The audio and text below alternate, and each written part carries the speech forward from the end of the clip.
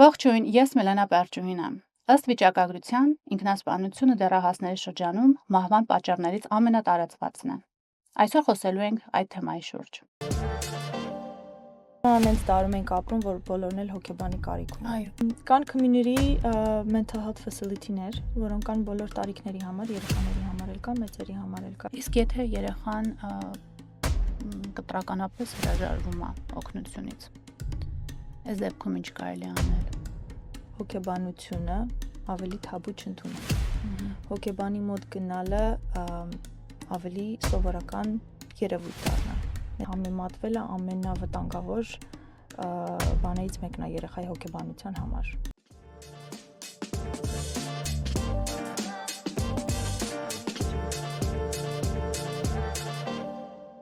Այսօր իմ հյուրն է clinical psychologist Մարինե Պողոսյանը։ Ողջույն Մարինե։ Ողջույն Միլենա։ Շնորհակալություն շատ հրավերքի համար։ Իմ անունս Մարինե Պողոսյան է։ Ես clinical psychologist եմ, հոգեբան, ու հենց հիմա ես այս թեմայի շուրջ իմ դիսերտացիաս եմ պաշտպանում, որը որ այսօր պետք է խոսենք, ու շատ լուրջ թեմա է, ոնց որ դուք ասացիք, ու շատ կարևոր է հասկանալ արմատները, որպեսզի հենց սկզբից ազդանշանները տեսնելու ընթացքում կարողանանք փորձենք երեխաներին, մեծերին, թեկուզ ինչի՞ չէ, բոլորն էլ այդ խնդիրների մեջով անցնում են, տարիքի բան չկա դրա մեջ, փորձենք կանխել։ Որոնք են դեռահասների մոտ հիմնական նախանշանները ինքնասպանության։ Ամենակարևոր նախանշանները դա երեխայի հոգեբանական առողջությունն է։ Եթե երեխան հոգեբանական խնդիրներ ունի, որի մեջ մտնում են դեպրեսիան ու anxiety-ն, ճիշտ է կարան ուրիշ խնդիրներ լինեն, բայց ամենակարևորը հիմնականում դեպրեսիայի ներկայությունն է, որը որ դրդում է դեպի ինքնասպանություն։ Դեպրեսիայի ներկայության ժամանակ երեխան ունենում է տրամադրության մեջ փոփոխություն, տխրություն, ոնց որ շարունակական տխրություն, շուշուտ ջղայնանում են, բռնկվում են, իրանք isolation, ոնց որ առանձնանում են, կարող է իրանց ժամանակի մեծ մասը անցկացնեն իրանց սենյակներում, դռները փակած, ապագայի ոչ մի թեմա չեն շոշափում, իրանք ապագա չեն տեսնում, սկսում են մահվան մասին խոսել, ինչ որ activity-ների մեջ եթե մասնակցում էին, էլ չեն մասնակցում, իրանց հաճելի բաները դառնում են, որ էլ չեն մասնակցում իրանց հաճելի activity-ների մեջ, տենց ասած։ So դա շատ կարևոր ազդանշաններ են, որոնք ծնողները պետք է շատ ուշադիր լինեն։ Դրսի մարդկանց համար դժվար է դա տեսնելը։ Ծնողը կիմանա իրանց երեխայի պահելաձևը, իրանց տրամադրությունը, իրանց բնավորությունը։ Եթե երեխան էլ մանավանդ հոգեբանական խնդիր է ունենում, դրանք պետք է ոնց որ հաշվի առնել։ Չանտեսել։ Անտեսելու դեպքում կարող խորանա այն մասի հասնի, որ էլ ոնց որ օգնության հասնելը դժվար կլինի, հա։ Իսկ եթե երեխան չի խոսում, այսինքն ոչ մի սայներ չի տալիս, որ ինքը ինչ որ ինքնասպանություն է ուզում գործի, իր համար կյանքը արդեն վերջացել է, այլ ոչ մի բանից հաճույք չի ստանում, այլ ոչ մի բան իրան չի ուրախացնում, զվարճացնում, ուղղակի ներփակված է եւ ուզում է մենակ մնա։ Այդ դեպքում ծնողը ինչ անի։ Արդյոք ստիպելով մասնագետի դիմի, թե ինչ կարելի անել։ Այդ դեպքում լավ հարց է, որովհետև շատ ժամանակ է լինում, որ այդ ազդանիշները սենց դրսից չեն երևում։ Երեխան եթե ինքը շատ փակ երեխա է ու տենց չի արտահայտվում, ազդանիշները տենց պարզ չեն երևում, մասնագետի դիմելը կարևոր է, որովհետև մասնագետները հատուկ թեստեր ունեն, որ կարան անեն ու ավելի ուրիշ լեզվով են խոսում, որ երեխան կարող է իրանց հետ ավելի լավ բացվի, քան ծնողի հետ, ավելի ազնիվ իրանց հետ խոսա, քան ծնողի հետ։ Ու այդ թեստերի օգնությամբ իրանք կարան արդեն գտնեն պատճառը որն է, որտեղից է գալի, ոնց կարելի է օգնել երեխային, ինչքան խորացված է, շատ ժամանակ կարող է մտքեր ունենան, բայց հատուկ պլաններ չկազմեն ինքնասպանության համար։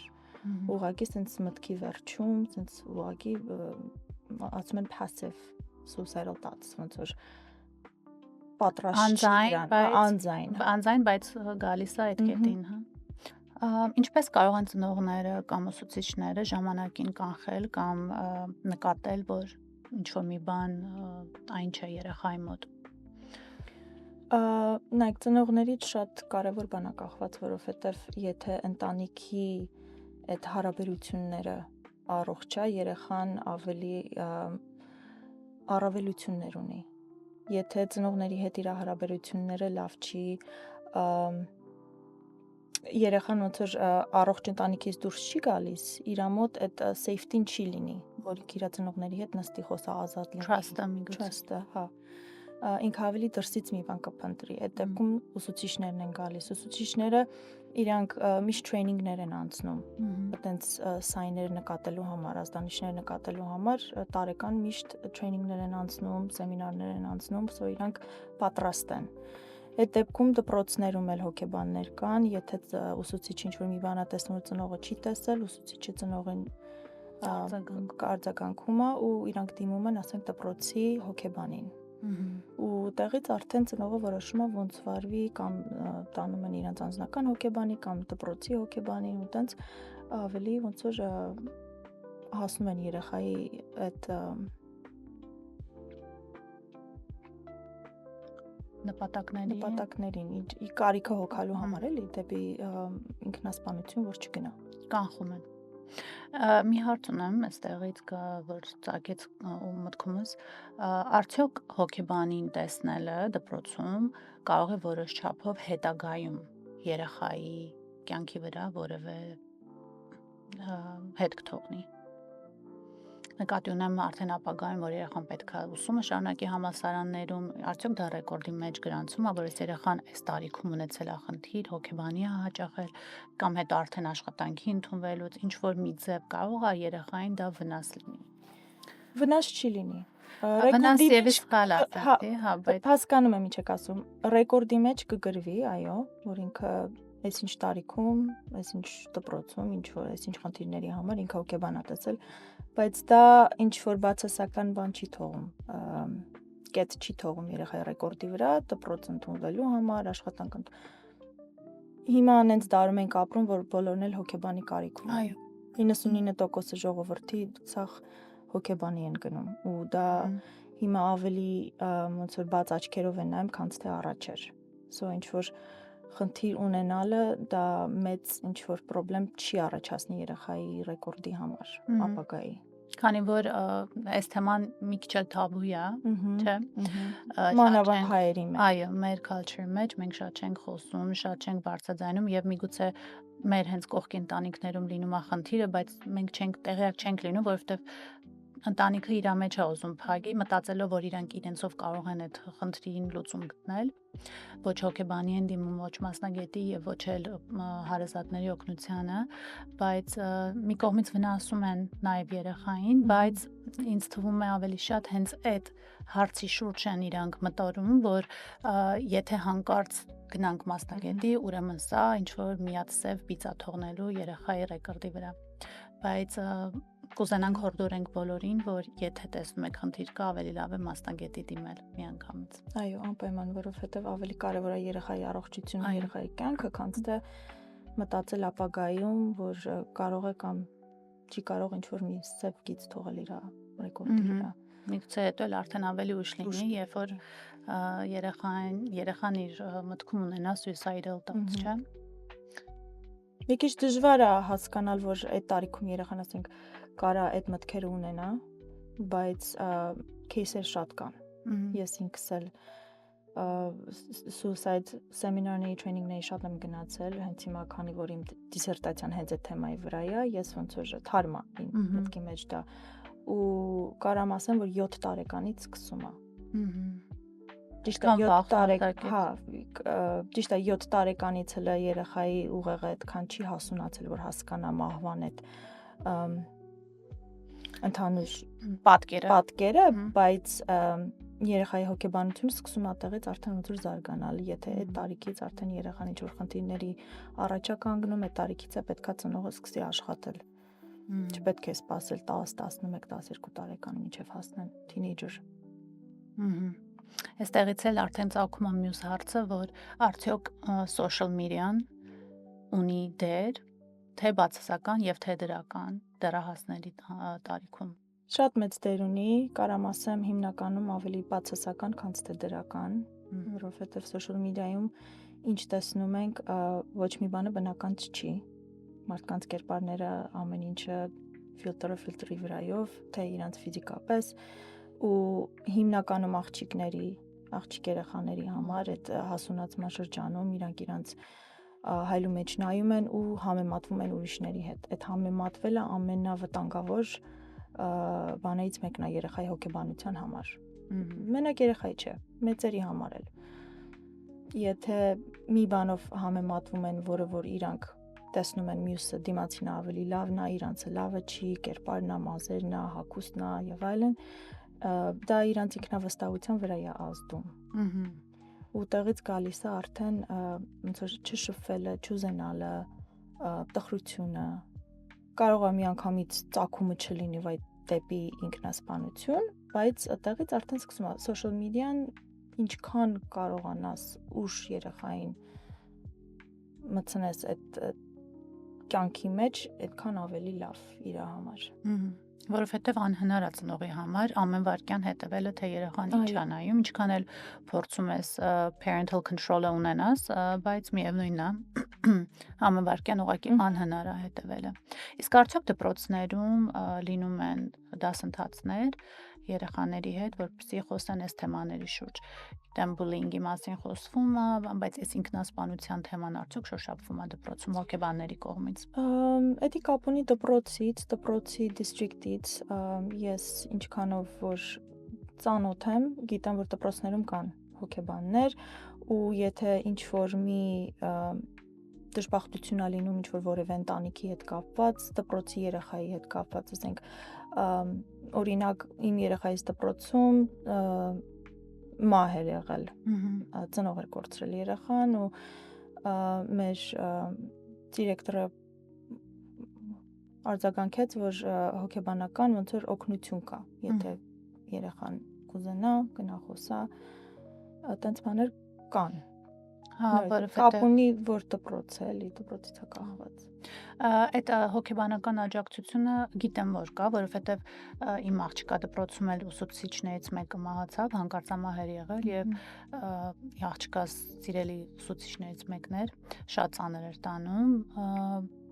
հրավիրել էին հոգեբանի, այսինքն կար արդեն եւ նորից additional հոգեբաններ էլ եկե, երեխաներին փորձեցին այդ բացատրել նախ առաջինը մահը ինչ է, որ երեխաները հասկանան, որտեղ այն տարիքում չեն դեռ ոնց որ արդեն նշեցիր, որ կարողանան տարանջատեն, բայց այո, support-ը շատ մեծ կա դպրոցում։ Ուղղակի իմ հարցը նրանում էր, որ արդյոք հենց այս թեման է երեխաների հետ շոշափվում, որ երեխաները իրազեկվեն եւ հասկանան պատճառները եւ եթե զգում են, որ օրինակ իրենց հետ ինչ որ մի բան են չի, միգուցե իրենք դիմեն արդեն, ոչ թե ներփակվեն իրենց սենյակներում կամ ընկերներից, չուզենան շփվեն, մինչև ծնողի տեսնել, միգուցե իրենք որպես նկատելով իրենց մեջի խնդիրը, իրենք արձագանքեն առաջինը։ Լավ հարց է։ Այդի չեմ կարա այտենց կոնկրետ ասեմ, բայց ոնց որ մի քիչ առաջ ասեցի, որ ուսուցիչները իրանք հատուկ տրեյնինգների են անցնում, որ նկատեն սայներ, եթե երեխան ինչ-որ ինքնասպանության հետ կապված մտքեր ունի կամ պահվածքից ինչ-որ մի բան ազգում, իրանք ծնողի հետ են կապնվում ու ոնց որ ասեցի, էլի ոնց որ պլան են գծում, ինչպես safety plan են անում, երեխային կարող հոգեբանի refer անեն կամ դպրոցից դուրս։ Բայց հատուկ որ նստեն երեխաների հետ ինքնասպանության մասին խոսել, այդ հարցին չեմ կարող կոնկրետ պատասխանել, որ ասեմ, հա, հաստատ գիտեմ, որ նաև բուլինգը ինչքան բուլինգը շատ էլի մեծ կապ ունի երեխայի ինքնավստահության վրա, ոնց որ social media-ով են բուլինգ անում, մենակ ֆիզիկապես չի բուլինգը լինում է through social media, so դա շատ մեծ դեր է խաղում։ Իսկ եթե երեխան կտրականապես հրաժարվում է օգնությունից, այս դեպքում ինչ կարելի անել։ Եթե սայները կան, եթե ծնողը գիտի, որ երեխան ինքնասպանության է գնում, եթե ինքը ունի պլանը, ձևը, ոնց պետք է անի,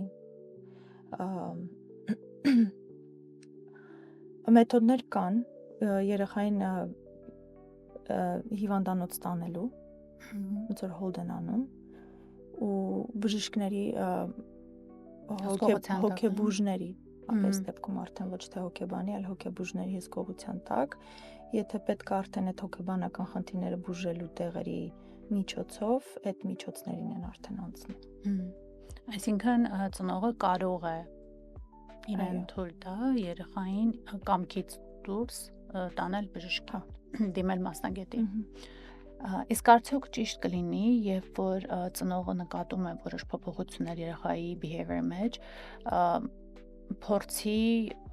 վերցնել ձեռքից gadget-ները, քան որ երեխաները կախում ունեն, միգուցե մտածում ես դա է պատճառը, որ երեխային դրդում է նման քայլերի, ձեռքից վերցնես ամեն ինչ, արգելես, դպրոցից որոշ ժամանակով ավ վերցնես, որ երեխան տանը լինի քո հսկողության տակ։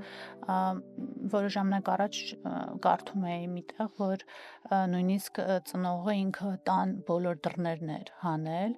բաց տարածքեր ստեղծել, տանից վերացրել էր եւ փակի տակ էր դրել բոլոր այն ապրանքները, որը կարող էին ինչ-որ մի ձևով վնաս տալ երեխային եւ այդ ձևով ինքն էլ աշխատանքից դուրս էր եկել եւ ամբողջ իր հսկողությունը 24 ժամ տանը ծնողները մեկը գիշերը մեկը ցերեկը հետևում են երեխային։ Արդյոք դա ճիշտ ձև է, երեխան ավելի շատ դրանից չի ագրեսիվանում։ Թե ծնողը պետք է ձեռնարկի ամեն քայլ, ինչ այդ րոպեին կարծում է, որ ճիշտ է։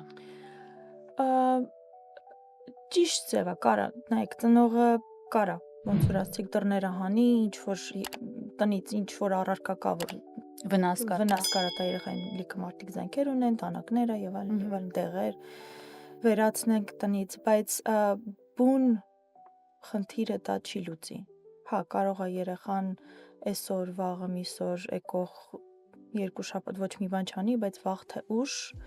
եթե ինքը իր միտքը դրել է դրան, ինքը ձևը կգտնի։ Սո կարա ծնողը փակի տակ պահի երեխային, գործից դուրս գա, գիշեր ցերեկ նայեն երեխային, բայց բուն խնդիրը իրանք չեն լուծի դրանով, որովհետև երեխայի այդ խնդիրները իր մեջ դա չի լուծվել։ Ինքը էլի այդ մտքեր ունենալու է, այդ մեթոդներին ինքը կհասնի ուրիշ ձևերով։ Այսինքն դա չի հանդիսանա վախ երեխայի մոտ, որ մտածի լավ, արդեն միգուցե հանձնվեմ, վերջացնեմ այս ամեն ինչը։ Երեխայից էլ է կախված։ Կարող է ինքը տեսնի, որ ծնողը շատ է փորձում, իր լավի համար է անում, իր ապագայի համար է անում, ասի լավ համաձայնվի, թեկուզ հոգեբանի գնալ, ծնողի հետ ինչ որ համաձայնության գալ։ Ու երեխա կա, որ ասել ձեզ կարա ագրեսիվանա, ավելի ուրիշ մեթոդներով փորձի իր կյանքին վերջ տա։ Իսկ կա հստակ ստատիստիկա, թե որ տարիքն է դեռահասների մոտ ամենաշատ ինքնասպանության փորձերի 15-ից 17, 18-19 տարեկան այդ տարիքաշրջանն է, որ puberty ընթացքն է, այդ հասունացման շրջանն է, ոնց որ հոգեբանական ու ֆիզիկապես փոփոխությունների մեջով են անցնում երեխաները, սո իրանց մեջ շատ հորմոնալ բալանսները խախտվում է ու այդ ընթացքում է ավելի sense middle school-ից որ դուրս են գալի գնում են high school, այդ տարիքաշրջանն է։ Այսինքն ծնողները ավելի ուշադիր եւ զգոն պետք է լինեն այդ տարիքում։ Շատ լավ։ Որոնք են ամենաարդյունավետ կանխարգելման միջոցները։ Ինչ ռեսուրսներ կան, որ կարող են հարազատները, ընկերները կամ ծնողները կիրառեն, որպեսզի կանխեն նման դեպքերը։ Ես crisis text-այնում volunteer եմ եղել ու շատ հեշտ է, it's 741 text ես անում ու մեկը պատասխանում է անմիջապես, counselor-ները բազում կան 24 ժամ ու text անելու ընթացքում ամեն ինչը anonymous է, so ոչ մի անուն, ոչ մի location, ոչ մի բան չի տրվում։ Եթե երեխան ինչ-որ մի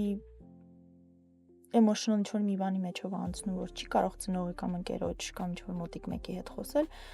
crisis text line-ը շատ հարմար է, որովհետև սա ոնց որ ասի anonymous է, հեռախոսով text անում 741 ու մեկը պատասխանում է, ու ինքը ինչ որ մտքին կա կարա գրի, իրան resource-ներ կարան տան, իրան օգնություն կարան ցույց տան,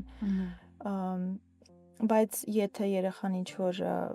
բացահայտեց, որ ինքնասպանության մտքեր ունի ու 24-ից 48 ժամվա ընթացքում պետք է անի, այդ դեպքում crisis text line-ի counselor իրավունք ունի իրան locate անի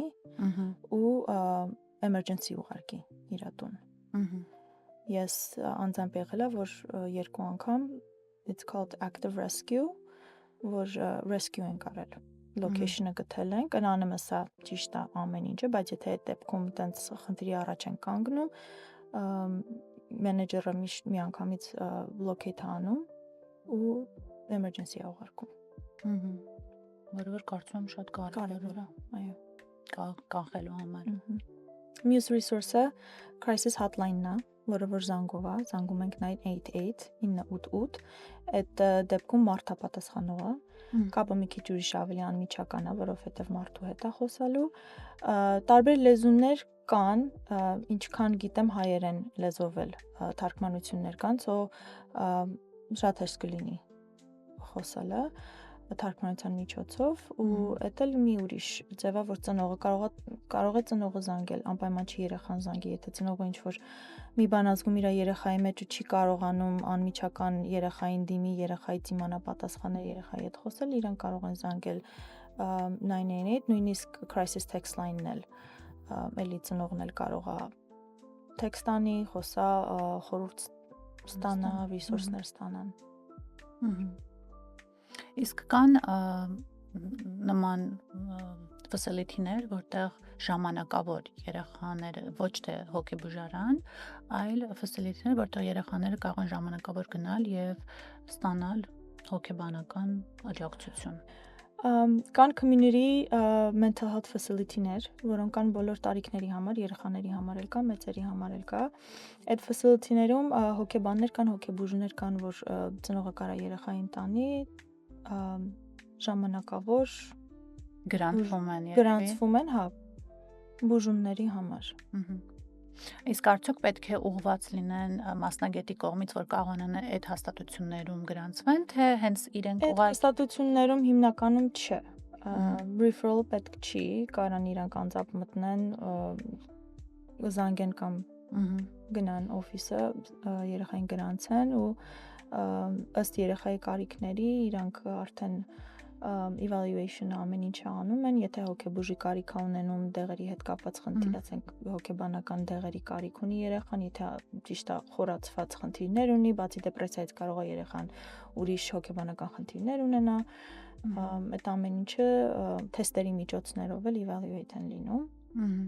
Եվ իրանց արդեն հսկողության տակ են վերցնում, այո։ Եվ աշխատում են մասնագետներ կոնկրետ։ Պատկերացնենք, մեզ նայում են նաև դեռահասներ եւ միգուցե նրանց մեջ կան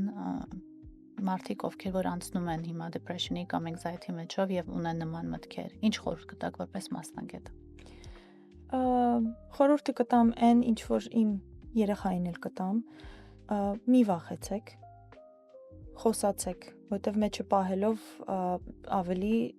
դժվարանալու է։ Հասկանում եմ, ինչ որ էմոցիաները բարձր են, տրամադրությունը ցածր է, այդ ամեն ինչը շատ overwhelming է, կարող է ճիշտ բառերը չկարողանաս գտնես խոսելու ծնողի, ընկերոջ հետ, բայց խոսիր, որովհետև չխոսալով ճանապարհը տանելու է մենակ այն արդյունքին, որը որ էլի հետ չի բերիլ։ Եթե մտքում ինքնասպանություն կա, դա վերջը չի։ Եվ նույնիսկ եթե չեք կարողանում ձեր ծնողների հետ խոսեք, անպայման գտեք այն մարդուն, ում որ դուք վստահում եք, trust եք։ Ուսուցիչի հետ, ուսուցիչը ինքը կօգնի, ընկերուհու հետ։ Խոսալը ամենակարևոր կանխումներից մեկն է։ Եթե չխոսած, եթե չբարձրաձայնեց իր մտքերը, թեկուզ չբարձրաձայնի, որ ինքնասպանությունը այլ ինչ որ իրան տանջում է։ Ճիշտ է, ինչ որ մի բան կա այդ երեխայի մեջ, այդ մարդու մեջ, որ իրան տանջում է, որ ինքը արդեն իր կյանքի մեջ հույս չի տեսնում։ այդ պատճառի մասին ինքը չի խոսում, դրա համար մնում է մտքի մեջ կուտակվում է այդ մտքերը, այդ ամեն ինչը իրար վրա ու հասունանում է այդ ինքնասպանության միտքը, որ ավելի լավ է կյանքին վերջ տամ, քան թե այս դժվարությունների մեջով ապրեմ։ Եթե ինքը չի բարձրաձայնում այդ դժվարությունները, այդ օգնություն չի գտնում այդ դժվարությունները հաղթահարելու համար, բնականաբար ճանապարհը դժվար կլինի իր համար։ Դրա համար այս resource-ները ես որ տվեցի, crisis text line-ը, crisis hotline-ը խոսալը ամենակարևոր մեթոդն է։ Եթե ինչ-որ մեկը լսողներից, եթե հիմա մեր podcast-ը լսողներից, եթե ինչ-որ մեկն էլ կա, որ ճանաչում անենց մեկի, որ այս իրավիճակի մեջ է, բայց ինքը չգիտի ինչ խորհուրդ տա, մենակ լսելն էլ էդի կարևոր է։ Այո։ Իրանք կարող է հատուկ խորհուրդ չկարողանան այդ անձին տալ, բայց իրանք որ լսում են, այդ մարդը կարա հանգիստ կա իրանց մոտ խոսի, իր մտատանջող հարցերը բարձրաձայնի, իր դժվարությունների մասին խոսա, մենակ խոսալը իրան մեջից ոնց որ լիցքա թափվում է։ Ինքն էլ լսելով այդ մարդուն տեղ է տալիս, որ միայնակ չզգա, այս տարածքը ոնց որ իրանց համար ապահով է, իրանց լսող կա, իրանց հասկացող կա։ Այո։ Դրա համար էի ասում, որ ընտանիքը ծնողների հետ կապած հարաբերությունը երեխայի համար ամենակարևորն է։ Եթե ծնողի հետ ինքը լավ հարաբերություն ունի, ընտանիքի անդամների հետ լավ հարաբերություն ունի, ավելի մթնոլորտը բարի կլինի, ծնողը եթե իր երեխայի զգացմունքները, տրամադրությունը, այդ ամեն ինչը ընդունում է ու հաստատում է երեխայի մեջ, երեխան ավելի առողջ կվերաբերվի իր դժվարություններին։ Ցավոք ներկայիս կյանքում մի փոքր ծնող երեխա հեռացել ենք, թե աշխատանքի բերումով, թե մնացած ապրելու հոգսերի մեմը, բայց պետքա որպես ծնող գտնենք այդ ժամանակը եւ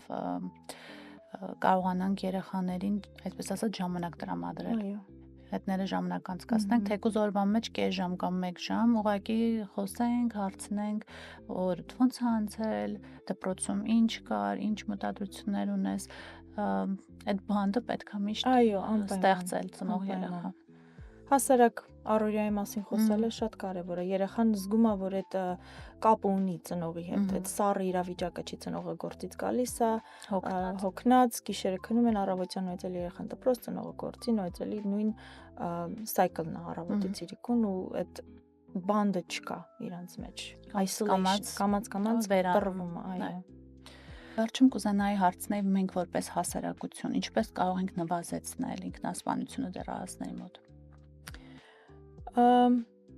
Կարելի ասել, մեր հայ ժողովրդի համար ամենակարևորը կլինի, որ հոգեբանությունը ավելի թաբու չընդունել։ Հոգեբանի մոտ գնալը ավելի սովորական երևույթ դառնա մեր ժողովրդի մեջ, որովհետև եթե խնդիրին լուծումը տալիս ենք հենց ամենասկզբից, այդ լուծումը ման են գալիս հենց ամենասկզբից, հիվանդությունը չի խորանա։ Հոգեբանի մոտ գնացող ժողովուրդը ավելի գնալով շատանում են, ավելի ջահել generation-ի մեջ, մեծերը, մեր մամաները, մեր տատիկները, պապիկները, իրանց generation-ը մի քիչ ավելի ուրիշ է, որովհետև իրանք մտածելա ձևը ուրիշը չեն ընդունում։ Իրանց դժվար է գնալ ուրիշի մոտ, անծանոթի մոտ նստել, իրանց կյանքի խնդիրները պատմել։ Բայց հիմա արդեն ջահելների մոտ, երեխաների մոտ ավելի սովորական երևույթ է դարձել, որը որ շատ լավ է, որը որ իրանց այդ օգուտը տալիս է։ Իրանք առօրյայում այնքան ինֆորմացիա իրենց մեջ մտնում, թե social media-ից, թե ընկերությունի շրջապատից, որ իրանց վրա դա ազդում է։ Եթե իրանք իրանց մեջ պահեն, կուտակվի, հասարակ մի բան ընտանիքում, եթե ինչ-որ մի դժբախտություն է լինում, դա որ ընտանիքում չի լինում, ճիշտ է, եթե մարդ են կորցնում, բաժանում է լինում, դրանք շատ կարևոր են, մանավանդ երեխաների հոգեբանության վրա դա շատ խորը ազդում է, եթե ծնողները բաժանվում են։ Երեխան եթե ինչ-որ մի հատ safe, մի հատ տեղ ունենա, որ կարողանա գնա խոսալ, թեկուզ հոգեբանի հետ է, թե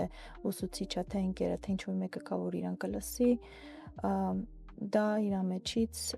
դուրս կգա, հետո դուրս կգա այն մտածելաձևը, որ օքեյ է խոսալ դրա մասին, օքեյ է հոգեբանից բուժում